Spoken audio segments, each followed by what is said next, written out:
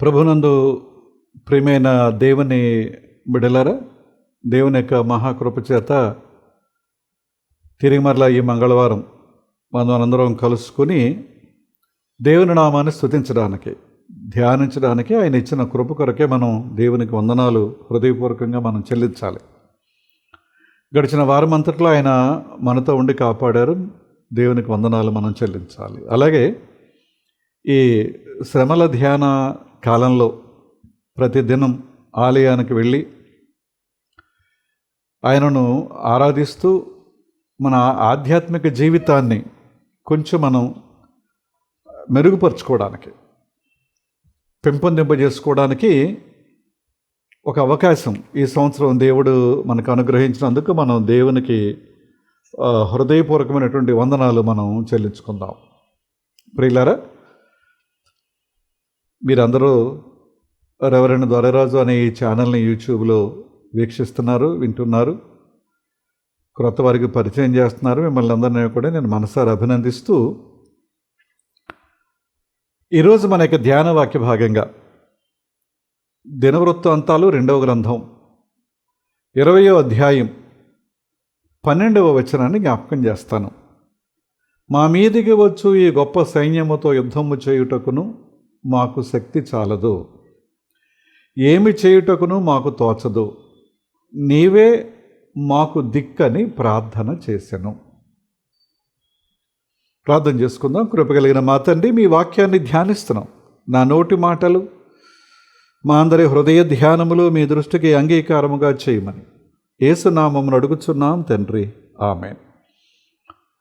ప్రియులారా, ఈరోజు మనం వినేటువంటి వాక్యానికి ఒక చిన్న హెడ్డింగ్, నీవే మాకు దిక్కు అని ఒక చిన్న క్యాప్షన్ పెట్టుకుందాం. నీవే మాకు దిక్కు. ఎందుకు ఈ మాటలు చెప్తున్నానంటే, తెలుగు బైబిల్లో మా మీదికి వచ్చి గొప్ప సైన్యం యుద్ధము చేయుటకు మాకు శక్తి చాలదు, ఏమి చేయుటకును మాకు తోచదు, నీవే మాకు దిక్కు అని ప్రార్థన చేసిన అనుంది. దిక్కు అనే మాట వాడారు. కానీ ఇంగ్లీష్ బైబిల్స్లో కింగ్ జేమ్స్ వెర్షన్లో ఏమన్నారంటే, our eyes are upon the అంటే దేవ్, గాడ్. అలాగే న్యూ ఇంటర్నేషనల్ వెర్షన్లో ఏమన్నారంటే, our eyes are upon you అని రాశారు. అలాగే న్యూ లివింగ్ ట్రాన్స్లేషన్లో we are looking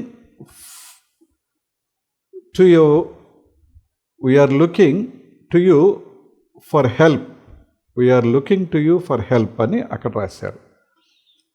new American standard వెర్షన్లో but our eyes are on you అని అన్నాడు. అంటే ఇక్కడేమో తెలుగులో దిక్కు అనే మాట వాడారు, కానీ మొత్తం మీద ఈ 4 ట్రాన్స్లేషన్స్లో కూడా మా కన్నులు నీ వైపు చూస్తున్నాయి, మా దృష్టి నీ మీద ఉన్నది, లేకపోతే మేము నీ మీద ఆధారపడ్డాం అనేటువంటి అర్థం వచ్చే విధంగా ఇక్కడ రాశారు. అయితే ఈ మాటలు రాయడానికి దానికి ఒక పూర్వం జరిగినటువంటి ఒక సంఘటన ఈ సమయంలో ముందు జ్ఞాపకం చేసుకుని వాక్యంలో ముందుకు వెళ్ళేటువంటి ప్రయత్నం మనం చేద్దాం. 2వ దినవృత్తాంతాల గ్రంథంలో 20వ అధ్యాయం 12వ వచనం మూలవాక్యంగా చదువుకున్నాం. అక్కడ మొదటి వచనాన్ని కనుక మనం చూస్తే, మోయాబీయులు, అమ్మోనీయులు, మెయోనీయులు, సిరియనులు దాడి చేస్తున్నారు. ఎవరి మీద? యెహోషాపాతు మీద. ఆ దాడి చేస్తున్నారు అనే సమాచారం ఆయన విని, ఆయన యొక్క గూఢచారులు లేకపోతే సైన్యం వచ్చి చెప్పినప్పుడు ఆయన విని అప్పుడు ఈ మాటలు, అయ్యా నీవే మాకు దిక్కు అనేటువంటి మాటలు ఆయన పలుకుతున్నారు. అలాగే అనడానికి గల కారణం ఏంటంటే, అంతకుముందు ఈ యెహోషాపాతు ఫెయిల్ అయ్యాడు. ఎలా ఫెయిల్ అయ్యాడో చెప్తాను మీకు. 19వ అధ్యాయం, మనం 20వ అధ్యాయం మొదటి వచనం చెప్పాను, తర్వాత మన మూలవాక్యంగా 12వ వచనం చదువుకున్నాం. అయితే 19వ అధ్యాయం చూస్తే యెహోషాపాతు యోధా రాజ్యానికి రాజుగా ఉన్నారు. అదే టైంలో ఆహాబు ఇశ్రాయేలుకు రాజుగా ఆయన ఉన్నారు. అంటే ఇశ్రాయేలు దేశానికి షోమ్రోను హెడ్ క్వార్టర్స్గా, యోధా రాజ్యానికి యెరూషలేము హెడ్ క్వార్టర్స్గా. చాలాసార్లు చెప్పుకుంటున్నాం మనం. షోమ్రోను వారు 10 గోత్రాల వారు ఉంటే, యెరూషలేము రాజధానిగా చేసుకుని పరిపాలించే రాజులు 2 గోత్రాలకు రాజుగా ఉన్నారు. అయితే ఈ యెహోషాపాతు ఎందుకు వాళ్ళు ఇశ్రాయేలీలే, మేము ఇశ్రాయేలీలమే, మనలో మనకి గొడవలు ఎందుకు అని మొత్తం మీద ఆహాబుతోటి రాజీ పడడానికి ప్రయత్నం చేశాడు. ఎలాగా? మన ఇద్దరి మధ్యలో గొడవ ఉండొద్దు, నీవు ఇశ్రాయేలీయుడివే, నేను ఇశ్రాయేలీయుడు, అది 10 గోత్రాలు, ఇదేమో 2 గోత్రాలు. అయితే మనం రాజీ పడాలంటే ఏం చేస్తే బాగుంటుంది అని అనుకుని, నీ కుమార్తెను నా కొడుకు నేను పెళ్లి చేసుకుంటాను అని ఒక చిన్న రాయబారం. యెహోషాపాతు కుమారుడు యెహోరాము, అలాగే ఆహాబు ఆయన భార్య యెజబెలు. ఆ చరిత్ర మనందరికీ తెలిసిందే, దుర్మార్గమైన చరిత్ర. వారి కుమార్తె పేరు అతల్య. వీరిద్దరికి వివాహం చేశారు. వివాహం చేసేటప్పటికి వీళ్ళిద్దరూ, ఈ ఆహాబు యెహోషాపాతు ఇద్దరు కూడా వియ్యంకుళ్ళు అయ్యారు. అంతవరకు బాగానే ఉంది. ఆ తర్వాత మనం చదివితే వాళ్ళ ఇంటికి అల్లుడిగా వెళ్ళాడు కనుక యెహోషాపాతు లాంటి నీతి న్యాయయుక్తమైనటువంటి జీవితానికి బదులుగా ఆహాబు యెజబెలుల యొక్క ప్రలోభాలకు లోబడి యెహోరాము పూర్తిగా పాడయ్యాడు, పతనమయ్యాడు. విగ్రహారాధన, అన్యదేవత ఆరాధన, బలులు అర్పించడం ఉన్నతమైన స్థలాల్లో తర్వాత చరిత్ర మనం చూస్తాం. అయితే అక్కడ జరిగిన సంగతి ఏంటంటే, రామోత్ గిలాదు నందు సిరియా వారితో యుద్ధం సంభవించింది.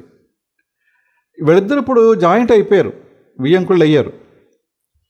కనుక ఈ ఆహాబుకు కొంచెం భయం ఉంది కనుక 400 మంది ప్రవక్తల్ని పిలిపించాడు. వాళ్ళందరూ, ఆ ప్రవక్తలు 400 మంది ఎవరు అంటే దే ఆర్ పెయిడ్ ప్రాఫిట్స్ అనమాట అండి. ఈయన జీతం ఇస్తే వాళ్ళ జీతం తీసుకుని ఏవేవో ప్రవచనాలు చెప్తూ ఉంటారు. ఆ 400 మంది కూడా ఒకే మాట చెప్తున్నారు, ఒకే మాట, యుద్ధానికి వెళ్ళు నువ్వు జయం పొందుతావు, యుద్ధానికి వెళ్ళు నువ్వు జయం పొందుతావు అని. కానీ అసలైనటువంటి యెహోవా దేవుని యొక్క ప్రవక్త ఆ రోజుల్లో మికాయా ఉన్నాడు. మికాయా ఆయన కూడా కౌరు పెట్టి ఈ ఆహాబ్ అంటాడు, నువ్వెప్పుడు కూడా నాకు వ్యతిరేకంగా నేను చెప్తున్నావు, ఈసారి కూడా నువ్వు అలాగే చేస్తావని నేను అనుకుంటున్నాను. అంటే ఏం పర్లేదు, నువ్వు యుద్ధానికి వెళ్ళి జయిస్తావు అంటాడు. అదిగో నువ్వు ఎటకవారం ఆడుతున్నావు నువ్వు అంటే అప్పుడు చెప్తాడు మికాయా, వద్దు, యుద్ధం వద్దు, నువ్వు ఓడిపోతావు, ఖచ్చితంగా ఓడిపోతావు అని చెప్పాడు. ఆయన ప్రక్కన పెట్టి యుద్ధానికి వీళ్ళిద్దరూ వెళ్ళారు. వెళుతూ ఒక చిన్న ట్రిక్ ఏంటంటే, ఆహాబ్ అన్నాడు, నేను మారువేషంలో ఉంటాను, నీవేమో యెహోషాపాతుతో నువ్వేమో రాజవస్త్రాలతో యుద్ధానికి వెళ్ళి నేను మారువేషంలో నేను యుద్ధానికి వస్తాను అని. ఈ యెహోషాపాతు ఆయన ట్రాప్లో పడిపోయి సరే అంటాడు. యెహోషాపాతు ఏమో రాజవస్త్రాలతో యుద్ధానికి వెళ్ళాడు, ఈ ఆహాబు మారువేషంలో యుద్ధానికి వెళ్ళాడు. అయితే ఈ సిరియా రాజు తన సైన్యానికి చెప్పింది ఏంటంటే, మనకి యుద్ధం ఆహాబుతో, యెహోషాపాతుతో కాదు, కనుక మీరు ఆహాబును పట్టుకోండి అంతే, ఏం చేసినా పర్వాలేదు, మనకి యెహోషాపాతుతో గొడవ లేదని చెప్తాడు. అయితే ఇతను రాజవస్త్రాలతో ఉన్నాడు కనుక ఇతనే ఆహాబు అనుకుని ఈయన చుట్టూ యుద్ధం జరగడం ప్రారంభించింది. కానీ ఈ లోపల ఒక సైనికుడు వేసినటువంటి బాణం ఈ ఆహాబు కవచం వేసుకున్నాడు. ఈ కవచానికి కీళ్ళు ఉంటాయి కదా, ఇక్కడ చిన్న గ్యాప్ వస్తుంది, చేయది ఫ్రీగా మూవ్ అవడానికి. ఈ గ్యాప్లో దిగిపోయింది బాణం. దిగిపోతే ఇంకా రోజు సాయంకాలం వరకు ఉన్నాడు, సాయంకాలం చనిపోతాడు ఆహాబు ఆ యుద్ధంలో. అప్పుడు గమనించాడు ఎవరు, యెహోషాపాతు. అప్పుడు జరిగిన ఒక చిన్న సంఘటన మనం జ్ఞాపకం చేసుకోవాలి. 2వ దినవృత్తాంతాల గ్రంథం 19వ అధ్యాయం 1-3 వచనాలు కనుక మనం చూస్తే, హనాని అనే ఆయన కొడుకు ఒక ఆయన ప్రవక్తగా ఉన్నాడు, దీర్ఘదర్శి ప్రవక్త, రకరకాల పేర్లతో ఆ రోజుల్లో పిలిచారు. యెహూ ఆయన పేరు. యెహూ ఏమంటాడంటే యెహోషాపాతు తోటి, భక్తిహీనులకు సహాయం చేసి యెహోవా శత్రువులకు నువ్వు స్నేహితుడివైతివి అని గద్దించాడు యెహోషాపాతుని. భక్తిహీనులకు సహాయం చేసి యెహోవా శత్రువులకు నువ్వు సహాయం చేసావు రియలైజ్ అయ్యాడు. అదంతా అయిపోయిన తర్వాత ఇప్పుడు ఈ 20వ అధ్యాయం మొదటి వచనంలోకి వస్తే, మోయాబీయులు, అమ్మోనీయులు, మెయోనీయులు, సిరియా వారు ఒకేసారి ఈయన మీదకి యుద్ధానికి వచ్చారు. గతంలో జరిగిన ఆ సంఘటన అంతటిని గురించి ఒక పాఠం నేర్చుకున్నాడు యెహోషాపాతు. అందుచేత ఆ పాఠానికి బదులుగా అప్పుడు జరగబోయేటువంటి ఈ పరిస్థితుల్లో దేవునికి మొరపెడుతున్నాడు. ఈరోజు మనం చదువుకున్నట్టు మూలవాక్య భాగం, మా మీదికి వచ్చి ఈ గొప్ప సైన్యముతో యుద్ధము చేయుటకు మాకు శక్తి చాలదు, ఏమి చేయుటకు మాకు తోచదు, నీవే మాకు దిక్కు అని ప్రార్థన చేసాను. ప్రియమైన దేవుని బిడ్డలారా, ఈ ఆహాబుతో యుద్ధానికి వెళ్ళినప్పుడు కూడా యెహోషాపాతు, ఆహాబు గాయపడ్డాడు, రక్తం కారిపోతూ ఉంది, అలాగే నిలబడిపోయాడు, సాయంకాలం చనిపోయాడు. ఇతని చుట్టూ కూడా శత్రు సైనికులు చుట్టుముట్టేశారు. అప్పుడు ఎలుగెత్తి యెహోవాకు ప్రార్థన చేస్తాడు. మనం ఆ అధ్యాయాలు చదువుతుంటే మనకు అర్థమవుతుంది. ఆ ప్రార్థన విని ఇతనికి ఉండేటువంటి వ్యక్తి విశ్వాసాలను బట్టి దేవుడు తప్పించాడు.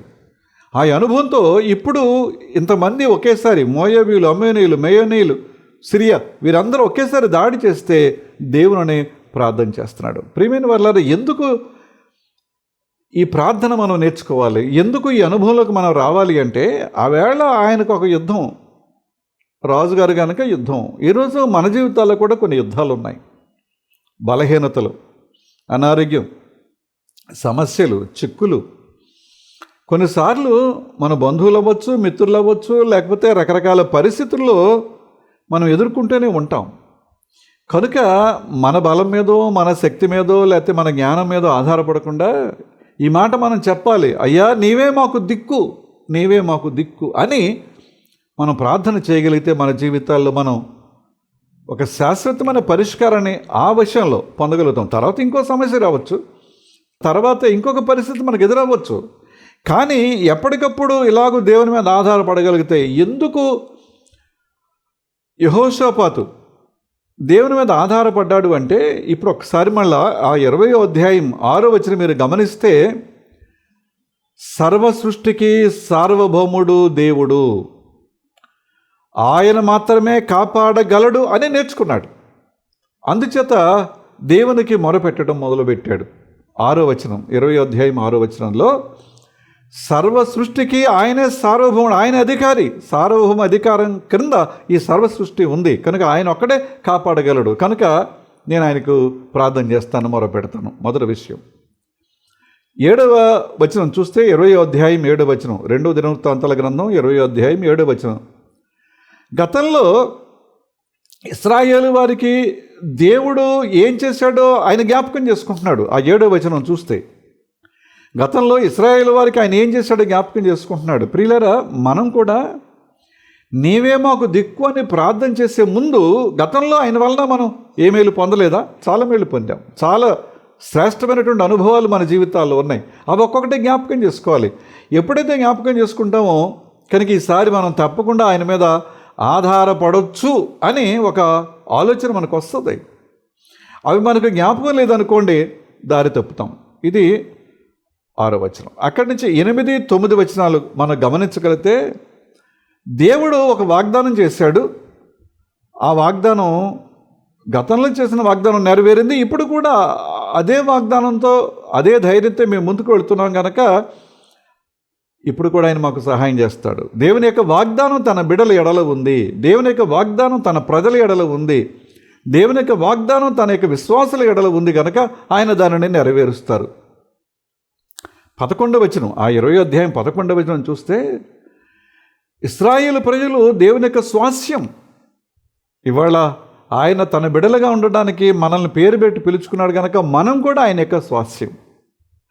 అందుచేత అయ్యా మేము నీ స్వాస్యం గనక మేము నిన్ను స్తుతిస్తున్నాం. ఎప్పుడైతే ఈ స్తుతి జరుగుతుందో మనకు తెలియకుండా మన హృదయాల్లో చాలా నెమ్మది, ఊరట పొందగలుగుతాం. ప్రియులారా, నేను నా దేవుని సొత్తు, నేను నా దేవుని స్వాస్యం. ఆయన ఆవేళ అబ్రహాముని పేరు పెట్టి పిలిచినట్లుగా ఇవాళ తన బిడ్డగా ఉండడానికి నన్ను, నా కుటుంబాన్ని ఆయన పేరు పెట్టి పిలిచాడు. కనుక ఆయన స్వాస్యం నేను గనక అని నువ్వు జ్ఞాపకం చేసుకుంటే దేవుని స్తుతించగలుగుతావు, దేవుని నువ్వు ఆరాధించగలుగుతావు. ఎప్పుడైతే స్తుతిస్తామో, ఆరాధిస్తామో మనకు తెలియని స్వాంతన, మనకు తెలియని నెమ్మది, శాంతి, సమాధానం మన హృదయాల్లో కలుగుతుంది. ఇక 12వ వచనంలో, ఆ 20వ అధ్యాయం 12వ వచనంలో ఏమని ఒప్పుకుంటున్నాడంటే, దేవా మాకున్న బలం కానీ జ్ఞానం కానీ చాలదు. ఈయన రాజుగారే, యెహోషాబాదు రాజుగారే, కానీ మోయాబీలు, అమ్మోనీయులు, మెయోనీయులు, సిరియావారు ఎంతమంది దాడి చేస్తే అంతమంది సైన్యం ఉంది, ఈయన సైన్యం ఏపాటి? కనుక అయ్యా నా బలం చాలదు, నా జ్ఞానం చాలదు, కనుక సంపూర్ణంగా నేను నీ మీద ఆధారపడ్డాను, నీవే మాకు దిక్కు అని ప్రార్థన చేశాడు. ప్రియమైన వాళ్ళరా, కొన్నిసార్లు మనకుండేటువంటి అంగబలం, ధన బలం, ఇంకో బలం, చాలా బలాలు ఉన్నాయి మనకి. అవి చాలు అని అనిపిస్తాయి, సరిపోతాయి అనిపిస్తాయి, ఏం అక్కర్లేదు అనిపిస్తుంది, నేను చేసుకోగలను అనుకుంటాం, ఫెయిల్ అవుతాం. కాదు, దేవుని దగ్గర ఒప్పుకోవాలి, అయ్యా నా బలం చాలదు, నా ధనం చాలదు, లేదా నా కుటుంబం చాలదు, లేదా నా జ్ఞానం చాలదు, నా తెలివి చాలదు, నా పరపతి, నా ప్రతిష్ట ఏదే చాలదో, నీవే నాకు దిక్కు అని మనం ప్రార్థన చేయగలగాలి. ప్రియమైన దేవుని బిడ్డలారా, చాలా సందర్భాల్లో జరిగేది ఏంటంటే, మనకొక అననుకూలమైన పరిస్థితి ఎదురైంది, ఒక శ్రమ ఎదురైంది, ఒక కష్టం ఎదురైంది, ఒక ఇబ్బంది ఎదురైంది. అక్కడ మనకు ఆల్టర్నేటివ్ అనేది కనపడుతుంది, దానికి ప్రత్యామ్నాయం కనపడుతుంది. దేవుడు ప్రక్కన ఉంటాడు, ప్రత్యామ్నాయంగా ఇంకోటి ప్రక్కన కనపడుతూ ఉంటుంది. కనుక ఇప్పుడు మనం ఏంటంటే, ఈ ప్రత్యామ్నాయం అనే దాని యొక్క వలలో చిక్కుకుపోతాం. దయచేసి దేవుడు కాకోకుండా, ప్రభువు కాకుండా, లేకపోతే యేసయ్య కాకోకుండా ఏ ప్రత్యామ్నాయం వైపు కూడా మనసు పెట్టొద్దు, ఏ ప్రత్యామ్నాయం వైపు కూడా నీ మనసు త్రెప్పొద్దు, దాని మీద ఆధారపడొద్దు. దేవుని ఎదుట మన యొక్క నిస్సహాయతను ఒప్పుకుందాం. చాలా పరిస్థితులు చెప్పుకున్నాం కదండి. ఇలాంటి పరిస్థితుల్లో అయ్యా నేను నిస్సహాయుణ్ణి, ఆయన నీళ్ళ మీద నడుస్తుంటే నేను కూడా నడుస్తానన్నాడు పేతురు. ఆయన నడవమన్నారు. అలలు చూచి, తుఫాను చూచి పేతురు మునిగిపోసాగెను. అప్పుడు కేకేశాడు, ప్రభువా నన్ను రక్షించు అని. ప్రియమైన వాళ్ళరా, పేతురు కేకేసే ముందు ఒక విషయం మనం ఎప్పుడు కూడా జ్ఞాపకం చేసుకోవాలి. ఆయన వాళ్ళ తల్లిదండ్రుల దగ్గర నుంచి కూడా చేపలు పట్టేటువంటి వృత్తిలో ఉన్నవాడు కనుక ఆ నీటిలో ఏదటం, లేకపోతే అలలు, కెరటాలు, తుఫాను ఇవన్నీ కూడా చిన్నప్పటి నుంచి ఎరిగినవాడు. పేతురు మునిగిపోవటం ఏంటి? మునిగిపోకూడదు. ఒకవేళ అలాంటి పరిస్థితి ఎదురైనప్పుడు ధైర్యంగా ధీమాగా ఈదుకుంటూ ఒడ్డుకి రాగలిగిన అనుభవం కలిగిన వాడు, కానీ అక్కడ ఒప్పుకున్నాడు, నన్ను కాపాడు అంటే అర్థం ఏంటంటే, అయ్యా నేను ఇప్పుడు నిస్సహాయ పరిస్థితిలో ఉన్నాను. ఇది మనం ఒప్పుకోవాలి. మన నిస్సహాయతను, అసహాయతను, లేకపోతే నిర్వీర్యత మనలో ఉంది కదండి, దాన్ని మనం ఒప్పుకోవాలి. కనుక ఎప్పుడైతే మనం ఒప్పుకుంటామో దేవుని యొక్క తలుపులు, దేవుని యొక్క ద్వారాలు మన కొరకు తెరవబడతాయి. నువ్వు ఒప్పుకోలేదనుకో, ఆ ద్వారాలు అలాగే మూతబడి ఉంటాయి. మనం ఇరుకులో, ఇబ్బందులు ఇలాగే కొట్టుమిట్టాడుతాం. కొన్నిసార్లు మునిగిపోయే పరిస్థితులు కూడా వస్తాయి. యెహోషాపాతు ఎప్పుడైతే ఈ ప్రార్థన చేశాడో, మనం చదువుతుండే గొప్ప విజయం, తాను యుద్ధం చేయకోకుండానే యుద్ధం ఆయనది కనుక ఆయన యుద్ధం చేసి ఇంక గొప్ప విజయాన్ని సాధించి పెట్టినట్లుగా మనం చూస్తాం. ప్రియమైన వాళ్ళు, కనుక ఈ నిస్సహాయత లేకపోతే ఈ నిర్వీయతను ఎప్పుడైతే మనం ఒప్పుకుంటామో, దేవుని కృపను లేకపోతే ఆయన యొక్క కనికరాన్ని పొందగలగడానికి ఇది ఒక దారిగా, మార్గంగా, అవకాశంగా ఉంటుంది. మన బలహీనతను ఎప్పుడైతే మనం గుర్తించి ఎప్పుడైతే ఈ మాట, ఈ కేక, లేకపోతే ఈ అభ్యర్థన, ఈ విన్నపం ఆయన యొక్క సన్నిధిలో మనం చేస్తామో, అది మన బలహీనతను ఒప్పుకోవటం అనేది దేవుని మీద మనం ఆధారపడేలా చేస్తుంది. అలా కాకోకుండా నేను అనే పదాన్ని కనుక నేను వాడుకుంటే నేను ఎప్పుడు ఓడిపోయే బిడ్డగానే ఉంటాను, ఎప్పుడు ఓడిపోయే వ్యక్తిగానే ఉంటాను. నా కుటుంబం ఎప్పుడు ఓటమి పాలైపోయేటువంటి కుటుంబంగా ఉంటుంది. అంచేత మా మీదికి వచ్చి గొప్ప సైన్యముతో యుద్ధము చేయుటకు మాకు శక్తి చాలదు. ప్రియమైన దేవుని బిడ్డలారా, మా శక్తి చాలదు, ఏమి చేయుటకు మాకు తోచడం లేదు, నీవే మాకు దిక్కు. అది యెహోషాపాతు చేసినటువంటి ప్రార్థన. ఈ ప్రార్థన ఎప్పుడు కూడా మన హృదయాల్లో ఉండాలి. 25వ కీర్తన 15వ వచనంలో భక్తుడు చెప్పే మాట ఏంటంటే, నా కనుదృష్టి ఎప్పుడూ యెహోవా వైపునకే తిరిగి ఉన్నది. అంటే నేను ఇప్పుడు ఆయన్నే చూస్తున్నాను. చాలా ఆధారాలు ఉండొచ్చు, చాలా సోర్సెస్ మనకు ఉండొచ్చు, కానీ ఇవేవి ఒకనాడు అక్కరకు రావు, ఇవేవి కూడా ఒకనాడు ఉపయోగపడవు. కనుక మన సోర్సెస్ మీద మనం ఆధారపడొద్దు, మనకున్న అవకాశాల మీద, మనకున్నటువంటి వనరుల మీద మనం ఆధారపడొద్దు. నా కనుదృష్టి ఎల్లప్పుడూ యెహోవా వైపునకే తిరిగి ఉన్నది. ఆయన నా పాదములను వలలో నుండి విడిపించును. అది ఏ కష్టమైనా, సాతానిక కుయుక్తైనా, మరొకటైనా ఆయన విడిపిస్తాడు. దేవుని బిడ్డలారా, ఎంత అనుభవంతో ఈ శ్రేష్టమైన మాట వ్రాశారు. 121వ కీర్తన మనందరికీ బాగా కంటతొచ్చు. 2వ వచనం ఏమంటాడంటే, యెహోవా వలననే నాకు సహాయము కలుగును, ఎక్కడి నుంచి సహాయం రాదు. కొన్నిసార్లు చాలామంది మన మిత్రులకి మన పరిస్థితులు ఫోన్ చేస్తే, ఎందుకు నేను చూస్తానులే అంటాడు, ఓకే నేను వస్తానులే అంటాడు, నేను చేస్తానులే అంటాడు. వాళ్ళు చేయలేదు సరిగదా, వస్తారని చూసి రాలేదని మనం ఫోన్ చేయబోతే ఆ ఫోన్ స్విచ్ ఆఫ్లో ఉంటుంది. ఎంత నిరాశ. ఒకవేళ తర్వాత ఎప్పుడైనా అడిగితే, నేను చేద్దాం అనుకున్నాను, ఈ లోపల అదేదో టెక్నికల్ ప్రాబ్లం వచ్చి ఫోను అవ్వలేదు, అందుకే నీ దగ్గర రావడానికి కుదరలేదు అంటాడు. లేకపోతే ఇంకొక అర్జెంట్ పని నుండి వెళ్ళాల్సి వచ్చింది అంటాడు. ఇక్కడ మనం నాశనం అయిపోయినా పర్లేదు. దేవుడు అలాంటి వాడు కాదు. 123వ కీర్తన 1వ వచనం అంటాడు, ఆకాశమందు ఆసీనుడైన వాడా నా కన్నులు నీ తట్టు నేను ఎత్తుచున్నాను. అది అయ్యా, నిన్ను చూస్తున్నాను, నేను నీ కొరకు నేను కనిపెడుతున్నాను. ఇప్పుడు నీవే మాకు దిక్కు అనే మాటకి 4 ఇంగ్లీష్ ట్రాన్స్లేషన్స్లో మీకు కొన్ని మాటలు చూపించాను. అది ఇక్కడ నెరవేరుతుంది చూడండి. నా కన్నులు నీ వైపు ఎత్తుచున్నాను. 34వ కీర్తన 5వ వచనం అంటాడు, ఆయన వారి తట్టు చూడగా వారికి వెలుగు కలిగెను. ప్రియమైన వాళ్ళరా, మనం చాలా ఈ ఇబ్బందికరమైన పరిస్థితి ఎలా ఉంటుందంటే, ఊపిరాడదు, కటిక చీకట్లో ఉన్నట్టు అనిపిస్తుంది, మనకి అంధకారంలో, గాఢాంధకారంలో చిక్కుబడిపోయినట్టు అనిపిస్తుంది. కానీ ఎప్పుడైతే ఆయన వైపు మన కన్నులు ఎత్తామో, మన చేతులు చాచి దోషులొగ్గి ఆయనను అర్థించి వేడుకుంటామో, ఆయన అంటాడు, వారు ఆయన తట్టు చూడగా వారికి వెలుగు కలిగెను, వారి ముఖములు ఎన్నడను లజ్జింపకపోయెను. ఆ ముఖాలు ఎప్పుడు సిగ్గుపడవు. దేవుడు తన బిడ్డలను సిగ్గుపడనివ్వడు.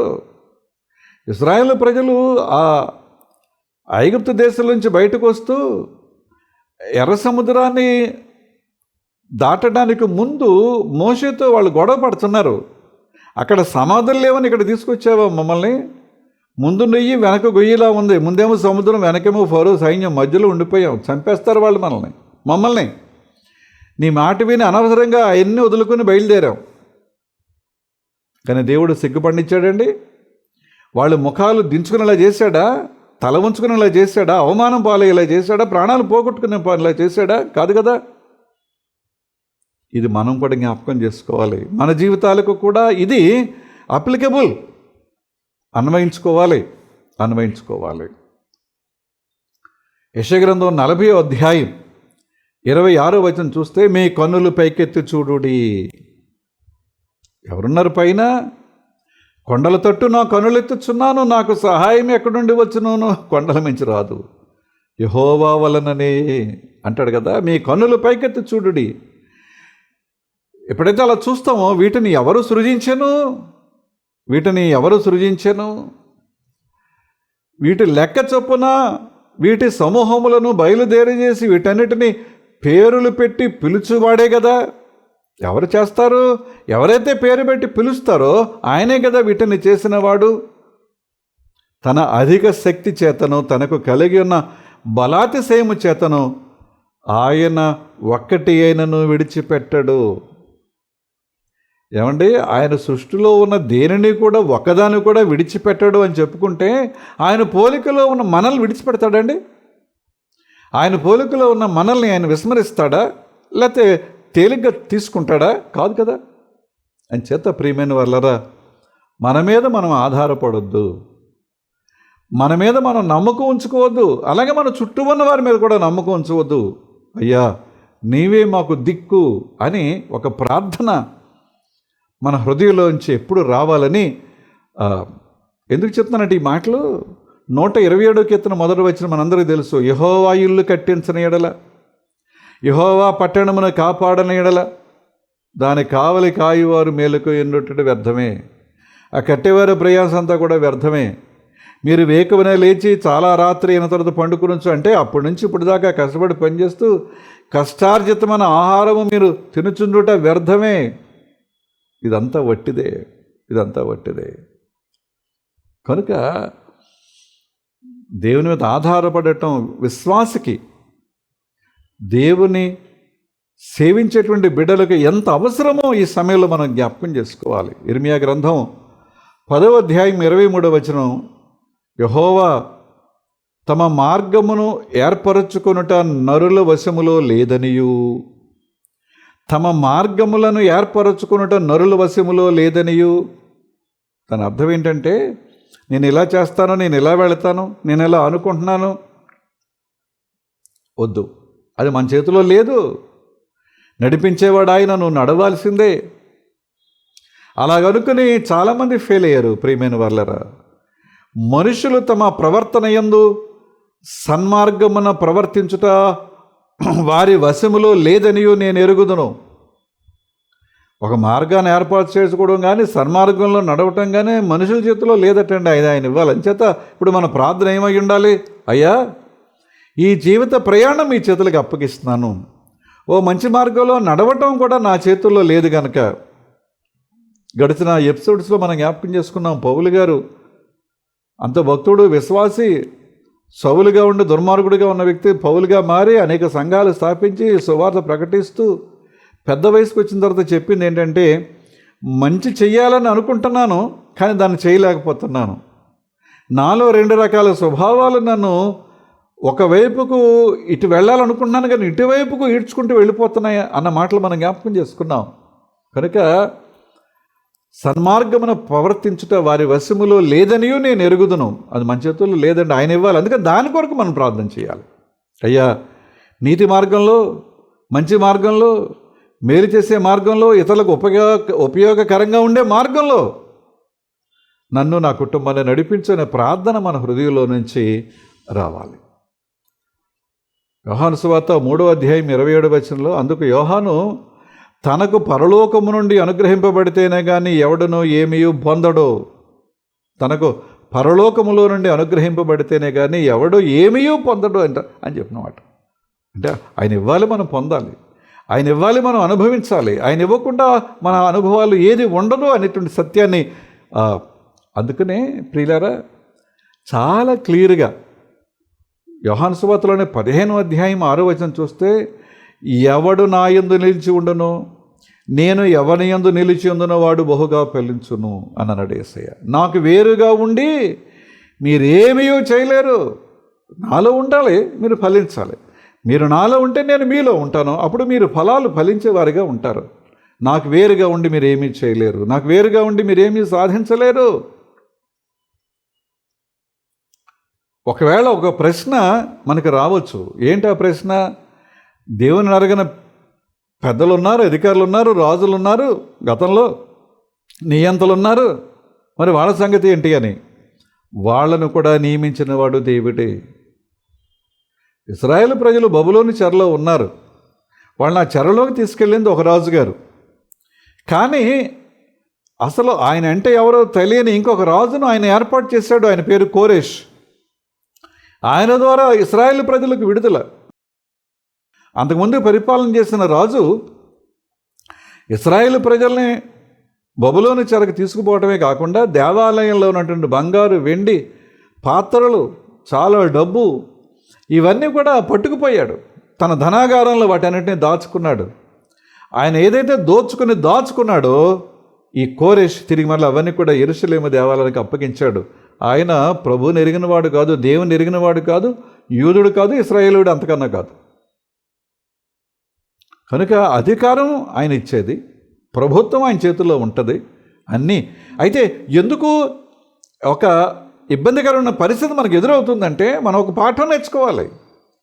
మనం ఇలా ఎందుకు జరిగిందంటే నా తప్పేంటి, నా పరిస్థితి ఏంటి, దేనివల్ల జరుగుతుంది, అందులో నా పాత్ర ఏంటి, నా అపరాధం ఏమిటి, దాన్ని నేను సరి చేసుకోవాలనే ఆలోచన మనకు రావాలి. ప్రియులారా, ఎవడు నా యందు నిలిచి ఉండునో, నేను ఎవని యందు నిలిచి ఉందునో వాడు బహుగా ఫలించును. నాకు వేరుగా ఉండి మీరేమీ చేయలేరు. పౌలు గారు తన జీవిత అనుభవాన్నంతటిని రంగరించి 2 కొరింథీ పత్రిక 3వ అధ్యాయం 5వ వచనంలో చెప్తాడు, మా వలన ఏదైనా అయినట్లు ఆలోచించుటకు మా అంతటా మేము సమర్థులము కాదు. ఏదో చేసాం, ఏదో సాధించాం, సంఘాలు స్థాపించాం, సువార్త ప్రకటిస్తున్నాను, చాలా కష్టాలు ఇబ్బందులు కూడా బయటకు వచ్చేస్తున్నా అని అనుకోవడానికే మేము సమర్థులం కాదు. మా సామర్థ్యము దేవుని వలననే కలిగినది. ఎంత చక్కగా ఒప్పుకుంటున్నాడు చూసారా? మా సామర్థ్యము దేవుని వలననే కలిగినది. దేవుని బిడ్డలారా, నా తోటి విశ్వాసులారా, కనుక మన ప్రార్థన, అయ్యా మా దిక్కు నీవే. మా చుట్టూ చాలా ఉన్నాయి. మా బిడ్డల పరీక్షలు, మా యవన బిడ్డల యొక్క ఉద్యోగం, లేకపోతే వారికి వివాహాలు, నేను ఉండేటువంటి ఇంటి పరిస్థితి, నా అనారోగ్య పరిస్థితి, నా సమస్యలు, నా చికాకులు, కొన్నిసార్లు మా కుటుంబాలు మరణాలు, ఇవన్నీ వస్తున్నాయి, ఇవన్నీ ఎదుర్కొంటున్నాం. ఏం చేయాలో మాకు పాలు పోవటం లేదు. అయ్యా మా దిక్కు నీవని ప్రార్థన చేసినప్పుడు ఒక చక్కని సమాధానం. యెహోషాపాతును ప్రేమించి ఎలాగైతే ఆయన విడుదల దయచేసాడు, ఈ ప్రార్థన విని ఆ సమాధానం మనకిస్తారు. అటు కృప పరిశుద్ధాత్మ దేవుడు మనకు అనుగ్రహించునుగాక. ఆమేన్. ప్రార్థన చేస్తున్నాను. కృప కలిగిన మా తండ్రి, దయగలిగిన మా ప్రభువ, జీవవాక్య ధ్యానాల ద్వారా మాతో మాట్లాడుతున్నందుకు మీకు వందనాలు. మీ స్వరాన్ని మాకు వినిపిస్తున్నందుకు తండ్రి మీకు వందనాలు నాయన. ఆయన ఈరోజు మాకు ఇచ్చిన వాక్యం కొరకే వందనాలు. విన్న వాక్యాన్ని మా హృదయంలో పదులుపరుచుకుని నాయన యెహోషాపాతులాగా మీ మీద ఆధారపడడం మాకు నేర్పించు నాయన. ఆయన కూడా కొన్నిసార్లు ప్రక్కకు వెళ్ళాడు. ఆహాబు మాటలు నమ్మి వియ్యమైందాను కదా అని చెప్పి ఆయన చెప్పినట్టుగా చేసి గొప్ప నష్టం. కానీ ఆ వేళ ప్రార్థించి ఆ సైనికుల చేతిలోంచి బయటకు వచ్చాడు. ఆ తర్వాత 4 దేశాల వారు ఆయన మీదకి వచ్చినప్పుడు కూడా ఆయన నిన్ను ప్రార్థించి మేలు పొందాడు. మాకు నేర్పినందుకు మీకు వందనాలు. మా జీవితాల్లో మీ మీద ఆధారపడటం మాకు నేర్పించు. అలాగే మా కుటుంబాలన్నిటిని కూడా దీవించండి. అయినా మరి కొంచెం వేసవి ఎండలు తీవ్రతరం అవుతున్నాయి. దానివలన ఎదురయ్యే చిన్న చిన్న సమస్యలు, చికాకులు, చిక్కులు తోడుగా నడిపించు. ప్రతి బలహీనత నుంచి విడిపించు. మా కుటుంబాలు మీరు దీవిస్తున్నప్పుడు ఆ కుటుంబాల్లో ఉండే పెద్దలు, యవన బిడ్డలు, చిన్న బిడ్డలు, బాలింతలు, గర్భిణీలు వీరందరూ కూడా జ్ఞాపకం చేసుకో తండ్రి. ఇదే సమయంలో మా రాష్ట్రాన్ని మీరు జ్ఞాపకం చేసుకునే రానున్న దినాలలో చక్కని పరిపాలన అందించగలిగే మంచి ప్రభుత్వాన్ని, నాయకత్వాన్ని మాకు దయచేయి. మా దేశాన్ని దీవించండి, సుభిక్షంగా ఉంచండి ప్రభు. విదేశాల్లో ఉండే బిడ్డల కుటుంబాలను ఆశీర్వదించండి. ప్రతి వారి యొక్క ఉద్యోగం, వృత్తి, వ్యాపారం, వ్యవసాయం, గృహ కార్యకలాపాలు ఏదైనా మీ కాపుదల్లో ఉంచుమని, నీ చిత్తమయ్యే మరి ఒక వారం అంతా కాపాడబడి మరొక మంగళవారం నాడు ఇలాగూ నీ పాదాల దగ్గర మమ్మల్ని చేర్చి మీ వాక్యాన్ని ధ్యానించే కృపనిమ్మని, దీవించి పంపించమని యేసునామమున వినయంగా బ్రతిమాలి వేడుకొనుచున్నాం తండ్రి. ఆమేన్. పరలోకమందున్న మా తండ్రి, మీ నామం పరిశుద్ధపరచబడునుగాక, మీ రాజ్యం వచ్చునుగాక, మీ చిత్తం పరలోకమందు నెరవేరుచున్నట్లు భూమి అందును నెరవేరునుగాక. మనదనాహారం నేడు మాకు దయచేయము. మా ఎడల అపరాధములు చేసిన వారిని మేము క్షమించిన ప్రకారం అపరాధములు క్షమించము. సోదరులను తేక కీడును తప్పించము. రాజ్యము, శక్తి, మహిమ నిరంతరము నీవే ఉన్నావు తండ్రి. ఆమేన్. మన తండ్రి అయిన దేవుని నుండి, ప్రభు అయిన క్రీస్తు నుండి, పరిశుద్ధాత్మ నుండి కృపయు సమాధానం మీకు కలుగునుగాక. ఆమేన్. మరొకసారి మీ అందరికీ వందనాలు, శుభాలు. మీ కుటుంబాలకు దైవాశీస్సులు కలగాలని కోరుతూ మరొక మంగళవారం కలుసుకుందాం. అంతవరకు సెలవు.